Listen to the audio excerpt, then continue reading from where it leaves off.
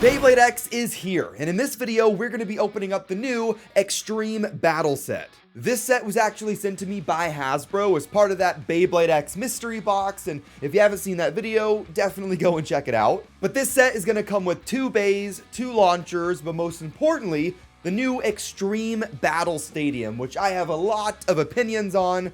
One opinion I want to share right now is that this set is a must-buy. You may not believe me yet, but you'll see. So on the box, you have some really nice box art, and I really love the way they're doing the packaging for this Beyblade X lineup. It's both different from Takara Tomy, but also pretty similar. I just really like the way it looks. You see Tusk Mammoth right on the front, which is one of the included bays, as well as Dagger Dran. I will say, I'm not the biggest fan of the 2 people on the front that are very obviously not playing Beyblade, but whatever. And on the back of the box, you get a breakdown of everything that is included, including parts of the bays themselves, as well as a bit of a description on what the different areas of the new stadium are. And you also have a little advertisement for the official Beyblade X app, which I've also made a video on, and it's pretty good, although it's definitely kind of buggy.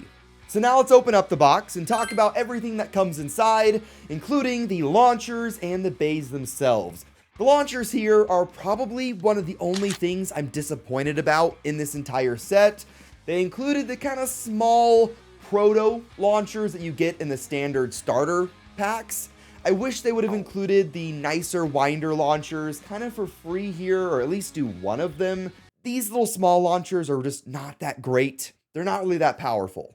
If you want to get the latest Beyblade X releases, go and check out sponsor of the channel, Mall of Toys. They have the upcoming Vice Tiger up for pre-order right now, and that's going to be coming out pretty soon.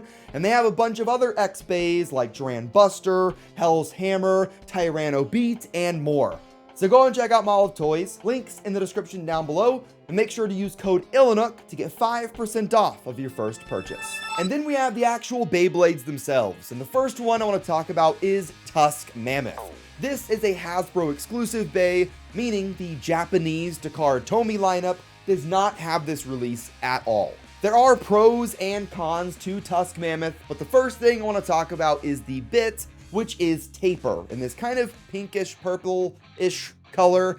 It looks pretty good, and Taper is a pretty solid bit. Not the best one out there, in my opinion. I don't really use it that much, but overall, it's pretty solid. Next up, we have the Ratchet, which is the middle section of the bay, and we have a pink and clear recolor of 360. 360 is a really solid Ratchet. A lot of competitive combos actually use this piece, although it's definitely kind of boring. It's not the most exciting one out there. They also include 360 in a lot of other bays as well, so if you have a pretty big Beyblade X collection, you probably have multiple 360 Ratchets at this point. And now we move on to the blade itself, which is Tusk Mammoth. And this thing does look pretty solid. Looking at that gear chip right in the middle, it's this kind of sports logo, cartoonified mammoth that does look pretty cool. And I didn't even notice it had a mohawk until I had this bay myself. Somehow I skipped over that in the pictures. But the blade is pretty decently round, and overall it's a pretty good shape. But this does lead into one of the kind of negatives of this bay, in that it's pretty much a retooling of Scythe and Syndio. They may look completely different from the outside, but they do share the same inner plastic core, meaning they are different bays and they're going to perform differently, but they're going to be sort of similar in shape and weight and design just a little bit. Now let's move on to the other Beyblade in this set, which is Dagger Dran. This one is pretty interesting because it is kind of an evolution or a variant to Sword Dran. In fact, you don't really see Dagger Dran for the first several episodes of the Beyblade X anime, so the fact that we're getting it this early in a set was pretty interesting. The first piece of Dagger Dran that we're going to look at is going to be the bit, which is R, or Rush.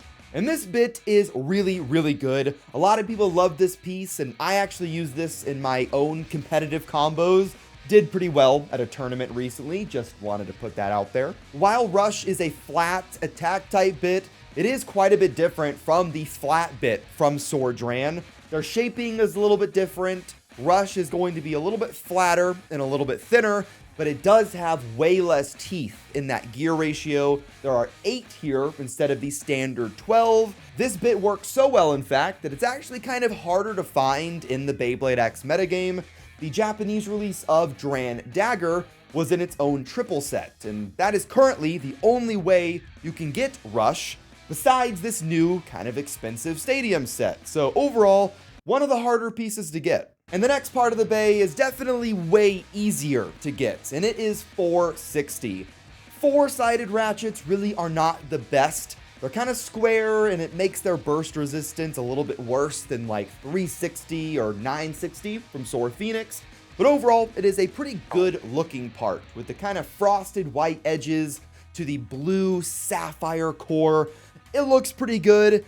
Not the best performer. And then we have the Dagger Dran blade itself, and this is a 6-sided barrage attacker, meaning it's going to not hit as hard as Sword Dran or Keel Shark, but it's supposed to strike your opponent a little bit more rapidly. Are the results worth, trading away that heavier impact? I don't really know. I don't actually use Dagger Dran in my own competitive combos, but a lot of people really like it. But now we can finally move on to the actual stadium itself, and this one is pretty interesting for multiple reasons. I both love it and don't like it in some ways, and my stadium even has a factory error. But this Hasbro Xtreme Stadium both has a lot of similarities and a lot of differences to the original Takara Tomy one. One of the differences straight away is the size. This stadium is quite a bit thinner, and it's something that on video, it may not really show off that well, but whenever you have both stadiums in front of you, there is a noticeable difference. Both the Hasbro and the Takara Tomy Stadium have the same amount of over-finish pockets and the one extreme finish pocket, but the way they're shaped is definitely a little bit different. On the Takara Tomy Stadium, the over-finish pockets aren't really that deep. I've seen multiple examples of bays popping out into that over-finish pocket, and then popping back into battle, which kind of complicates the rules a little bit. Like, should that bay be out even though it came back in? Well, with the Hasbro Stadium, it really doesn't matter because the pockets are a lot deeper, and I've only seen one example of a bay popping back into the stadium. And Hasbro changed up the extreme finish pocket a little bit as well. On the Takara Tomy one, the pocket is a little bit big, and if a bay was to get knocked out, it can kind of fly around the room unless you have the stadium in a box or something. But on the Hasbro one, they made that pocket quite a bit smaller. So if a bay gets extreme finished, it's gonna get stuck in the stadium, which is a good thing. So now let's move on to the factory error that I experienced with this stadium set. And it's really not a big deal. I experienced it whenever I was putting the stadium together. This set has included stadium clips to clip the top part to the bottom piece of the stadium. These clips are necessary for the stadium to work, and all of them clicked into place perfectly fine. Everything was working. But then I got to the last one, and I noticed the final clip was a little odd. So here's the clip for the stadium. As you can see, pretty normal. And then there's this one. It's so small. Dude. I don't know if the clip was like broken, or more likely they just didn't fill up the plastic mold all the way, but it made this clip unusable. Like, it wouldn't even work a tiny little bit. So I have one part of my stadium that isn't clipped on all the way, but I haven't seen this issue with anybody else, so I guess I just got unlucky. So for the tests, I decided against just doing standard stock bays and instead wanted to showcase footage from a recent tournament. That way you can get a little bit of a better gauge of what the stadium would be like for competitive Beyblade battles. From all the battles that we did, really strong stamina bays like Wizard Rod are still strong in this new stadium, although there's a bit more of a chance it gets KO'd. Knock it off. Knock it off. Oh. Yes. When it comes to attack type combos, there is definitely a bit of a difference. As you can see by my Dran Buster combo, if you just launch it kind of flat, it's going to use up all of its stamina and even potentially self-KO.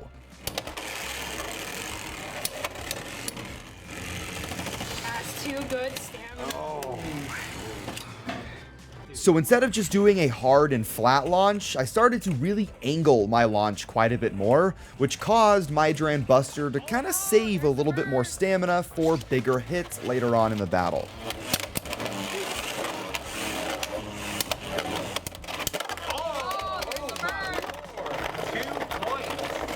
This strategy ended up being pretty effective, and I'm definitely going to use it more and use my Dran Buster quite a bit more. So that's you got it. Dran Buster. Now going back to stamina combos, I don't really think I changed my launch up that much compared to the Takara Tomy Stadium. If anything, maybe I launched it a little bit lighter, just in case it had too much recoil or there was too much power, because it is definitely easier to KO in this smaller Hasbro stadium. Little hits though, or that's like 3, 2, 1.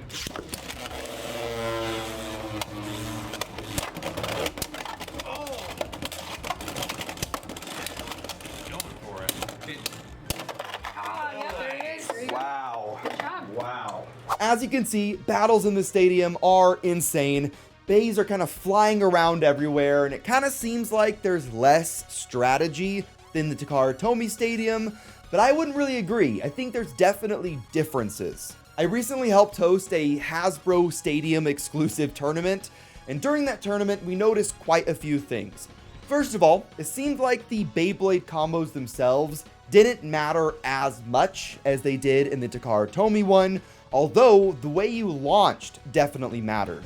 In this stadium, I definitely would not recommend you flat launch attack types, because the bays are just going to go crazy and probably self-KO. And I was definitely changing up my launches quite a bit depending on the bay I was battling and the bay I was using.